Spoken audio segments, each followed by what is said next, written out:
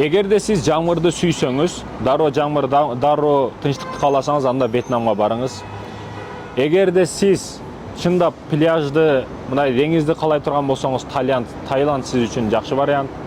Эгерде мен чындап сүйгөн мамлекет, мен сагына турган мамлекет бул Япония. Неге десеңиз, анын метросу дагы, автобусу дагы сиз үчүн китепкана, кааласаңыз уктачу бөлмө, кааласаңыз гостиница бардыгы болуп кете берет. Неге десеңиз, өтө тынч.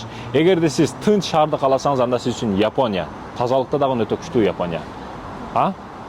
Эгерде сиз токойлуу жерлерди кааласаңыз, анда сизге Бали. Балиге барсаңыз, ал жердин токойлору да бир өзгөчө керемет жерлер. Эгерде сизди тарых кызыктыра турган болсо, Европанын Римге барсаңыз болот, Барселонага барсаңыз болот, тарыхый жерлер өтө көп. Эгерде сиз мусулмандардын тарыхына кызыга турган болсоңуз, анда мусулмандардын тарыхын сактап калган Сауд Арабия, анан Туркия. Туркияда Топкапы музейинде пайгамбарга тиешелүү нерселер дагы сакталат азыркы күнгө чейин. Туркияда көп баалуу мурастарды, мусулмандарга тиешелүү баалуу мурастарды Осман хандык учурунда Абдулхамид экинчи көп нерселерди сактап калган да. Ошондуктан азыр Туркияда көп нерсе бар. Туркия сиз үчүн мусулмандардын тарыхын изчет эткенге жакшы жер. Эгерде жаш жубайлар нике куруп, эми эле тоюңар болгон болсо, 40 күндөн кийин кайсы жерге барышты билбей жаткан болсоңор, сүйүүңөр, махаббатыңар бири-бирине ашшын кааласаңар, анда каяка барыш керек десеңиз, сиздин чөнтөгүңүзгө дагы ылайыктуу. Мисалы, Дубай, Эмираттар, Араб мамлекеттерге барыш арзан, бирок ал жердеги ценалар сизди чагып коет да, кымбат. Ошол жаш жубайларга бара турган жерлер бул Европа. Европа мамлекеттери. Эгерде сиз чындап жалгыздыкты, тынчтыкты жакшы көрө турган болсоңуз, жалгыз калам, тынчтыкты сүйөм дей турган болсоңуз, урматтуу мекендешим, Германия сиз үчүн.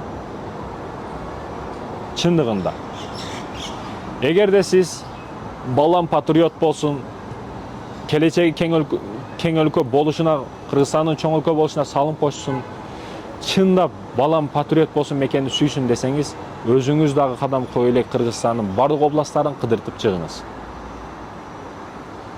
Баткенге барып, Баткенде болгон окуяларды, чегара окуяларын айтып берип, ушунча аскер өлүп кетти сен үчүн деп, балам деп, көзүңдү ач деп. Ошко келип, оштун самсасын жедирип, балам, оштон самсадан башка бирдекелер бар. Ош десе самса жеш түшүнбө. Ошто ушундай нерселер бар.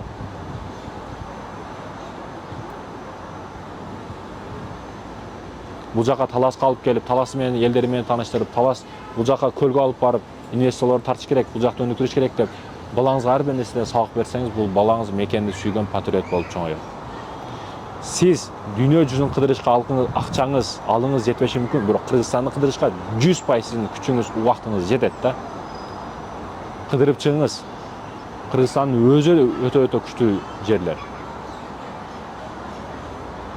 Ошондуктан көп өлкөлөргө саякат жакшы да, көбүрөөк саякат кылышыбыз керек.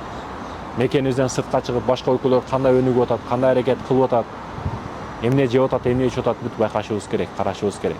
Эгерде сиз өнүгүүнү илим жактан ушунча күчтүү көздөрүңүз ачылып, катастрофа деңгээлине чыгышты кааласаңыз, сиз Кытайга барың. Кытайда Урумчиге, мына жакын территориясына эмес, Шанхайга барың, атайын робот заводдорго кириң, машина заводдорго кириң, атайын акчасын берсеңиз, удостоверение менен көп жерге киргизет. Кытай тынч өлкө, өтө тынч өлкө.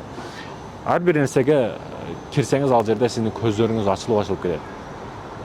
Аэропортто жүзүңүздү мынтип көрсөтсөңүз, сизге жолуңузду көрсөтө турган деңгээлде өнүгүп кеткен да. Мейманканада сизге атайын күчүктөр, атайын роботтор кызмат кылып калган ал жерде. Илим деңгээлиңизди өнүктүрөйүн десеңиз, Кытайга барыңыз. Кошуна өлкөлөргө сөзсүз түрдө киришиңиз керек. Казакстан, Өзбекстан, Тажикстан, булар билишиңиз керек. Көрүшүңүз керек бул өлкөлөрдү дагы.